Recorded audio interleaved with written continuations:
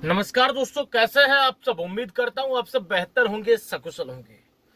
दोस्तों, मैं वास्तव में वीडियो नहीं बनाता, पर इसका मतलब ये नहीं था कि मैं जो न्यूड वीडियो कॉल ब्लैकमेलिंग से पीड़ित भाई हैं, जो किसी भी तरह के साइबर अपराध से पीड़ित भाई हैं, जो अपने बॉयफ्रेंड द्वारा ब्लैकमेलिंग की जा रही हमारी बहनें हैं, इनकी मैं मदद करना बंद कर देता।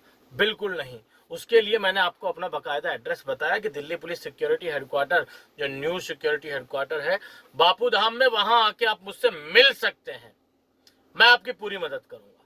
वीडियो ना बनाने का मकसद सिर्फ यही था कि कुछ लोग थे जो बहुत ज्यादा डिमोटिवेट किया, दिमाग खराब कर देते थे ये ज्ञान पेल पेल कर, क्या आप भी ब्लैकमेलर्स की तरह पैसे मांगते हैं, हमारे पास जो पैसा था हमने ब्लैकमेलर्स को दे दिया। तो मेरा कहने का मतलब सिर्फ यह था कि मैं मूर्ख थोड़ी ना हूं कि यार फ्री में तुम्हारे लिए कुछ करूंगा। अगर मैं तुम्हारी मदद करता हूं तो तुमसे मदद की अपेक्षा मैं रख सकता हूं ना। बट हम लोगों के आपस की बात का फायदा कुछ एक्स्ट्रा लोग उठाने लग गए, एक्स्ट्रा लोग से संबंधित जो ब्लैकमेलर से वो उठाने लगे। तो जैसा कि ये स्क्रीनशॉट आप बगल में देख रहे हैं, किसी ने मुझसे कहा कितना चाहिए रुपया, हंसते हुए यानी कि कटाक्ष करते हुए हमारे उस वीडियो के नीचे कहा, जिसमें हमने कहा कि हम वीडियो नहीं बनाएंगे क्योंकि लोग हमारी तो मदद करते नहीं, हम कहां तक मदद करते रहेंगे। तो उसमें हंसते हुए कह रहा कि कितना चाहिए रुपया।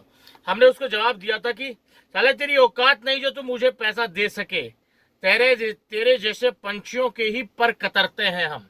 मैंने उससे ये कहा। और उसी का एक और मैसेज था, उसने कहा सर 11,000 डाला है, चेक करो।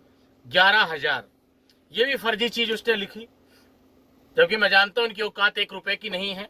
अगर आप जैसे भाई इन ब्लैकमेलर्स को, इसका जो आईडी है वो रिया किस नाम से है, रिया जाजा के नाम से। ये पता है कौन लोग हैं ये जो ब्लैकमेलर, जो अपने आप को लड़की बन के आईडी बनाते हैं? ये वो लोग हैं जिनके माता श्री के साथ संभोग करते हुए इनके पिता ने पता नहीं कौन से गुणसूत्र उसमें डाले कि ये गलती से लड़के पैदा हो गए, वरना इनकी हरकतें बिल्कुल इनसे लाख गुना अच्छे होते हैं। दोस्तों, हिजड़े वो अपनी आइडेंटिटी को छुपाते नहीं हैं, जो वो है वो है, ठीक है। और ये है वो लड़के जिनके घर वाले आज कोस रहे होंगे कि हमने इनको लड़का पैदा क्यों किया।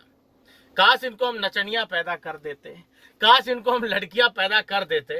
ये वास्तव में अगर ये जो आज ब्लैकमेलर थे ना आज की डेट में दोस्तों, अगर ये लड़कियां होती ना तो कसम से धंधे पे बैठती आज की डेट में, बहुत पैसा कमा रही होती, अपना देह व्यापार कर करके भयंकर कमा रही होती, मैं गारंटी से कह सकता हूं। और ये ब्लैकमेलर्स उस खेत की मूली हैं दोस्तों। अगर इनको जरूरत पड़ी ना तो ये अपनी जो सगी सिस्टरें, बहनें हैं ना, उनको भी धंधे पे बिठा सकते हैं। ये मेवात के जो ब्लैकमेलर है, लगेगी मिर्ची, बहुत लोगों को लगती है। अरे हमारे जो खास आदमी थे जिनसे साला जिंदगी में हम गाड़ी सही करवाते रहे जब से दिल्ली आने लगे हैं, वो इनको डिफेंड करने लग गया, वो इनके बारे में कहने लग गया। मतलब एक क्रेज हो गया मेवात में क्राइम को एटीट्यूड के हिसाब से दिखाना। सुधीर चौधरी की एक रिपोर्ट को इस तरह से एंगल करके एटीट्यूड के साथ मोटिवेशनल वीडियो को मिक्स करके दिखाया गया, जिसमें सुधीर चौधरी को एंकर है, उन्होंने कहा था कि मेवात एनसीआर देश की राजधानी से पड़ता है 45 किलोमीटर दूर, जहां पर नहीं होता देश का संविधान लागू, जहां पर पुलिस भी जाने से है डरती, पुलिस की हिम्मत नहीं मेवात में जाकर किसी को गिरफ्तार कर ले। उस रिपोर्ट के बाद एक मोटिवेशनल वीडियो, और अपने आप को इस रिपोर्ट के बाद प्राउड फील करवा रहा था हमारा दोस्त। हमसे उनसे मतलब प्यार से, उसको प्यार मोहब्बत से गालियां देते थे, तो हमने उससे कहा कि यार तू भी ऐसा ही निकला, तू भी अपराध को प्राउड से ले रहा है, फील कर रहा है, उसको प्राउड फील कर रहा है। अच्छी चीज के लिए करो यार, फिर करो ओए गाली नहीं दिया को मत दे भाई। हमने कह दी मैं गाली नहीं देंगे, अगर तेरे में हिम्मत है तो उसको लगा ले स्टेटस। अगर कसम से वो स्टेटस उस दिन लगा लेता, 1 घंटे के अंदर वो जेल की सलाखों के पीछे होता, क्योंकि वो स्टेटस देश के संविधान की धज्जियां उड़ा रहा था, देश के कानून को ठेंगा दिखा रहा था वो स्टेटस। पर क्या करें भाई, हम तो आज भी उनसे मोहब्बत करते हैं, हमारे उस मित्र से, पर पता नहीं उन्हें यार, पता नहीं किस कैसा चस्का लगा अपनी कम्युनिटी का। अपनी कम्युनिटी से हर प्यार लोग प्यार करते हैं, हम भी मुसलमानों से मोहब्बत करते हैं, इश्क करते हैं, प्यार करते हैं, पर ये थोड़ी ना है कि जो जुर्म करने वाला है उससे भी हम प्यार मोहब्बत इस करें, नहीं करें। उसके तो पिछवाड़े पे लात मारेंगे और ऐसी मारेंगे कि मोंधे मुंह गिरेगा, 32 के 32 नहीं तो 2 4 5 10 तो टूट ही जाएंगे। आजा बेटा किसी दिन। तो ये जो इस तरह के मैसेज करने वाले, बेटा तुम्हारी औकात नहीं है कि तुम धनेश को पैसा दे सकते। एक काम करो, अपना जेंडर वेंडर चेंज करवाओ और वास्तव में लड़की बन जाओ और अच्छा सा एक कोठा खोलो, उस पर बैठो और अपना पैसा कमाओ। अल्लाह एक बार उस पैसे को मान लेगा कि चल यार लड़के ने लोंडिया है, मेहनत की है, इसको जन्नत के दरवाजे थोड़े दर्शन करा देते हैं। पर साले जब तुम हराम के लिए, गंदे काम के लिए मजलूमों को ठग कर अपना जेंडर चेंज करके लड़की के नाम से आईडी बनाकर पैसा कमाओगे और मजलूमों को परेशान करोगे, तो अल्लाह तुम्हारे पिछवाड़े में इतना मोटा बंबू फिट करके टांग देगा ऊपर। समझ लेना ये बात, बिठा लेना अपने भेजे में, अपने दिमाग में। अल्लाह ताला की नजरों से तुम्हारे ये जो गुनाह है ना, ये छिप नहीं सकते हैं। बराबर नजर बनाई हुई है, बराबर टकटकी लगा कि अल्लाह तुम्हारी हरकतों को देख रहा है। और कयामत के दिन जिस दिन तुम्हारा हिसाब होगा ना, दोजख की आग में तुम जलोगे, जहन्नुम में तुम्हारा घर होगा, और जो तुम जन्नत, 72 हूर, आहा, मखमली गद्दे, अमृत जैसा पानी, सवाब शराब और पता नहीं जाने किस किस तरह के तुम सपने देख रहे हो, सपने तुम्हारे धराशायी हो जाएंगे। क्योंकि मजलूमों को परेशान करके, गरीबों का दिल दुखा के तुम्हें सिर्फ दोजख की आग नसीब होगी। जन्नत की हसरतें तुम्हारी जिंदगी में कभी पूरी नहीं होंगी जब तक अल्लाह को तुम बेवकूफ बनाते रहोगे।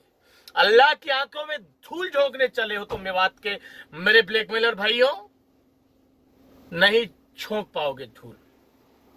अरे अल्लाह वो जिसने पूरी कायनात बनाई है और तुम उसकी आंखों में मट्टी फेंकने का काम कर रहे हो और ये सोच रहे हो कि अल्लाह की आंखों में मट्टी डाल के गुनाह कर जाएंगे। नहीं, जिस दिन तुम्हारे दिमाग में ये चीज आई कि तुम अल्लाह को बेवकूफ बना सकते हो, वही तुम्हारी जिंदगी का सबसे बड़ा गुनाह अजीम था। जिस दिन अल्लाह के प्रति तुम्हारे दिल में ये भाव आया कि अल्लाह हमारे इन नालायक की हरकतों को माफ कर देगा, उस दिन तुमने अपनी कब्र खुद खोद ली। अरे अल्लाह ने तो मजलूमों के लिए अपने सारे रास्ते दरवाजे खोले हुए हैं। बाकायदा जन्नत का सफर मजलूम के लिए आसान है। जो खुश मिजाज आदमी, पैसे वाला आदमी, मतलब कि अमीर आदमी है, उसको जब भी जन्नत के लिए लंबा रास्ता तय करना पड़ेगा। अपनी कमाई का एक मोटा हिस्सा मजलूमों की भलाई में खर्च करना पड़ेगा। बहुत लंबा रास्ता तय करके वो जन्नत तक पहुंचेगा। पर अल्लाह ताला ने तो मजलूमों के लिए जन्नत का बाईपास तैयार कर रखा है और तुम उन मजलूमों का दिल दुखा रहे हो जो अल्लाह के सबसे नजदीक लोग हैं। जो जनमानस, अल्लाह के सबसे नजदीक कौन होता है? अल्लाह को कई मीटर चद्दर भेंट करने वाला, रोजे में इफ्तार पार्टियां देने वाला अल्लाह के नजदीक नहीं होता। अल्लाह के नजदीक वो मजलूम मुसलमान है जो मेहनत की कमाई खाता है और 5 टाइम की नमाज पढ़ता है। अल्लाह ऐसे मुनाफिक, ऐसे बेगैरत किस्म के मुसलमानों को अपने जन्नत के दरवाजे दाखिल नहीं होने देता जो गलत तरीके से हराम का कमाई खाते हैं, जो मजलूमों के हक की कमाई को लूट कर इस्तेमाल करते हैं। अल्लाह ताला जन्नत के दरवाजे उनके लिए हमेशा बंद रखते हैं और बार बार भी अगर जन्नत के दरवाजे पर तुम माथा पटकते रहोगे तो भी अल्लाह ताला तुम्हारी उस दुआ को कबूल नहीं करेगा, बल्कि पिछवाड़े पे दुलत्ती मारेगा। डायरेक्ट जन्नत टू दोजख की आग, जहन्नुम तैयार है। तो ये वीडियो आप जो देख रहे हैं, तो इसलिए मैं अल्लाह का बार बार जिक्र कर रहा हूं कि जो ब्लैकमेलर्स हैं हमारे मुसलमान भाई हैं, ज्यादातर मेवात के। फिर आप कह देंगे कुछ कुछ बातें, कहते जाइए, मुझे घंटा फर्क नहीं पड़ता। मेरा मकसद है कि उनके दिल में, उनके मन में, अगर उनके जमीर में इतनी सी भी इंसानियत बाकी है तो ये मेरी चुभती हुई बातें उनके उस इंसानियत वाले तार को टच करें। मैं सिर्फ यही चाहता हूं। बाकी आज के इस वीडियो में इतना ही। जल्द मिलते हैं नया वीडियो लेकर नई जानकारी के साथ। रखिए तब तक अपना ख्याल। जय भीम, जय हिंद की सेना साथियों।